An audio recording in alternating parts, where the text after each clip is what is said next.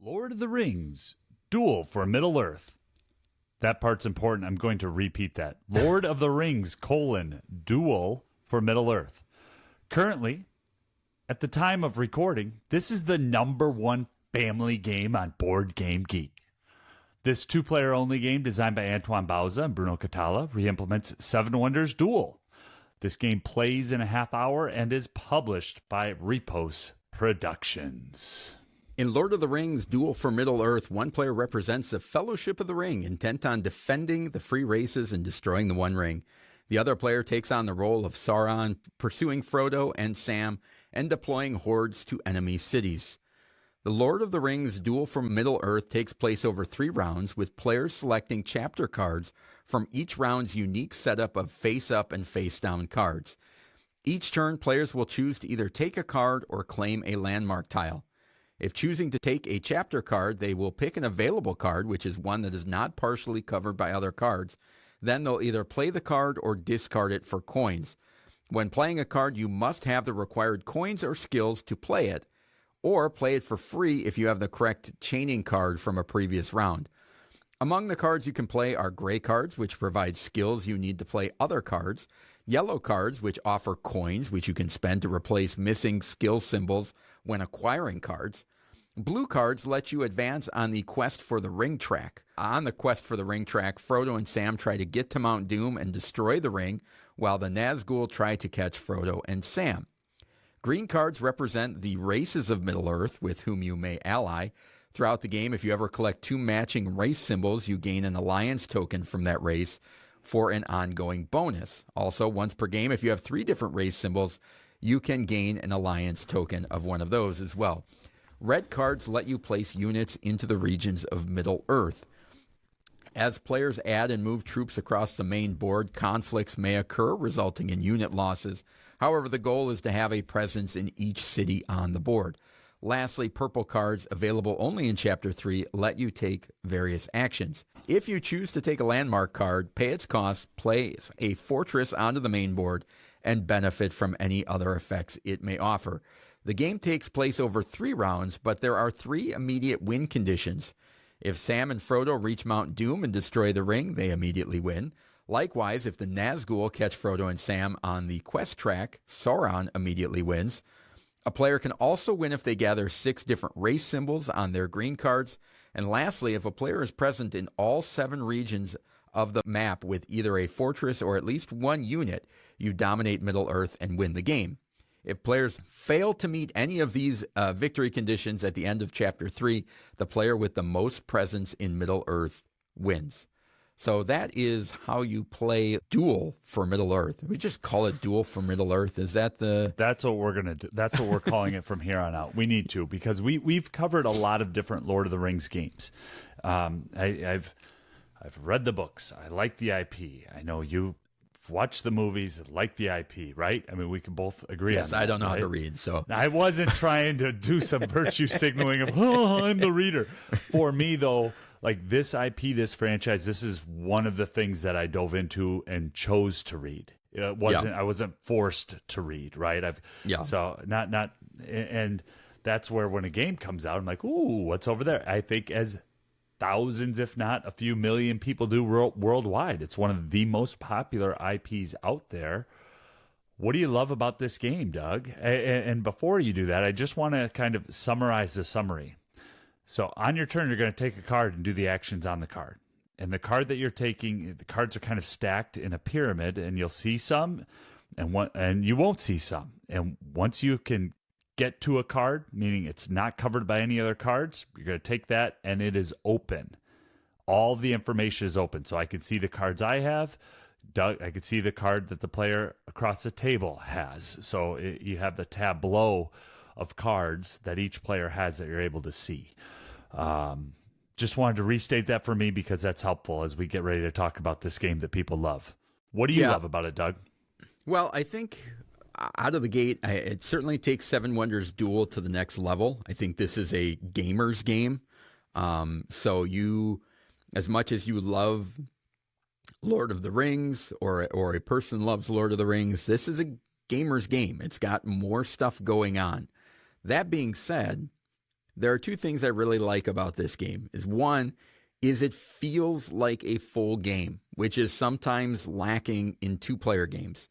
A lot of times two-player games are quick card games or things like, all right, we're going to play this little battle in 5 or 10 minutes, and it kind of always feels like a filler game or something that you're just filling in the gaps. This one feels like I've played a full board game with one other player, which is really cool. But the coolest part about this game for me is the idea of how well the tug of war works and the constant balancing of offense and defense, because you know what cards your opponent needs. And so you have to, and you know what tracks they're working on, whether that's in Middle Earth or trying to move along the ring or getting the ally races. And so there are these moments where you're like, I don't want to really grab this card, but I need to grab it to stop them from getting it. And then what do you know? I'm kind of in this too, so maybe I'll start going down that path. And that kind of just tug of war, and especially with the face up and face down cards, and when they get unlocked, I really love trying to manipulate of like, I know he wants that card, so I'm going to try and keep it covered as long as possible and maybe make him uncover it so I can take that card instead. There's a lot of really cool puzzly stuff going on in this game. How about you? I love games that allow me to develop a strategy and then force me to reconsider that strategy based on new available information. And in Duel for Middle-earth, I will think, I know what I'm going to do these next 2 or 3 turns as the chapter is starting to wind down or the round is starting to wind down and more powerful cards are going to come out. And I'm thinking, I'm going to be aggressive here. I'm playing offense. And then all of a sudden a card shows up that I cannot allow you to have because you will unlock a landmark and I need to play defense. And this game has that from round to round very early on. When you get a landmark, it has some pretty powerful bonuses. And you could see, like, I can't allow the person across the table to just stack up many more landmarks, or we're not even going to make it to the 3rd chapter. The other you're talking about landmarks or races? No, I'm talking about landmarks and the bonuses that they bring. If one person gets a landmark on a turn, and then I can see, they could potentially get another landmark if I don't start drafting cards that aren't in my best interest right now, but I need to prevent them from collecting a second available landmark in one round. That could be catastrophic because then there's more troops out on the map that could really hurt me. Yeah. The other thing that I really enjoy is running from this character here. When Sauron is coming on the track, ooh, that's scary, or the rider, I should say, not Sauron. But the production is off the chart for this little small box game that MSRP'd at $34.99 and is now out and about in the secondary market. I mean, there's so much. Like you said, it's a full game and a 2-player game. And I'm just very impressed by the design, the production, the play, the tension, the decisions that happen in it. Yeah, it does a really good job, too, of incorporating the IP and the theme into what you're doing in the game. Where if you take the 7 Wonders Duel, which is a little bit more simplified, has that idea of tracks, but not really in a, like, yes, there's a tug of war battle over military, right? And that's going back and forth. And there's a little bit of the science thing. You're trying to get people to not collect the science cards. This one, and in the original one, the blue ones are just victory points, right?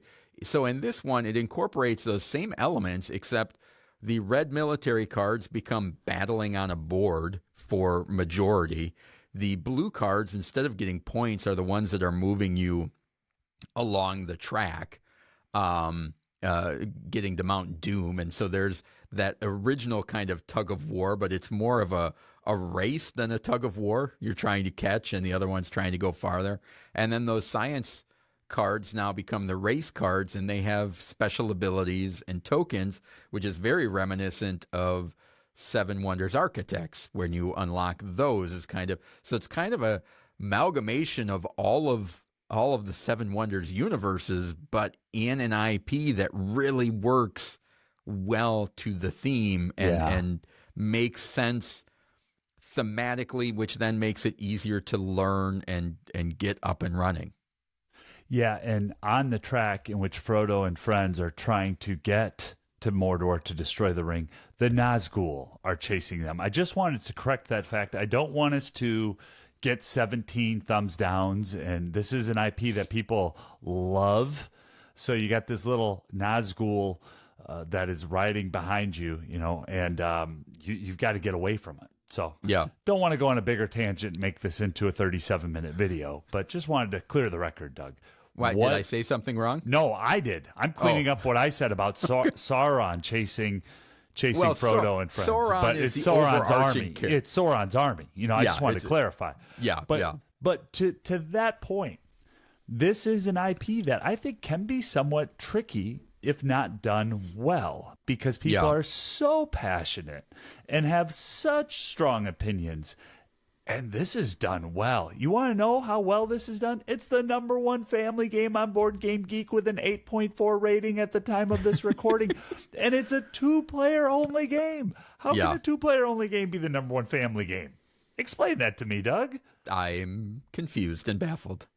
But it does what's interesting is that because it's an awesome game. Well, yes, it is an awesome game. But they've also done really well incorporating multiple parts of the Lord of the Rings universe as opposed to one. Sometimes games will this is just the race to Mordor, or this is just, various parts of clans and families and things like that. This one has kind of 3 different elements going, which is quite ambitious, and they do it really well.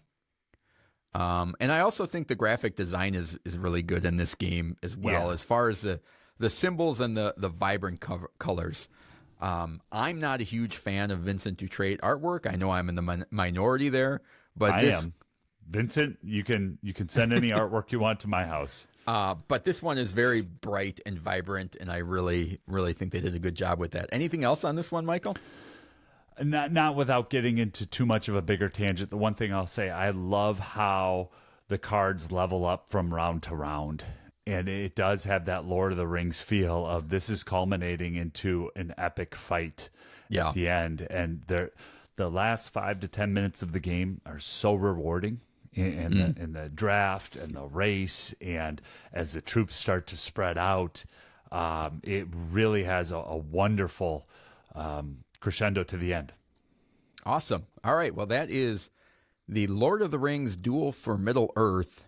Was it from Repos Production? Repos Productions. Yep. Yeah.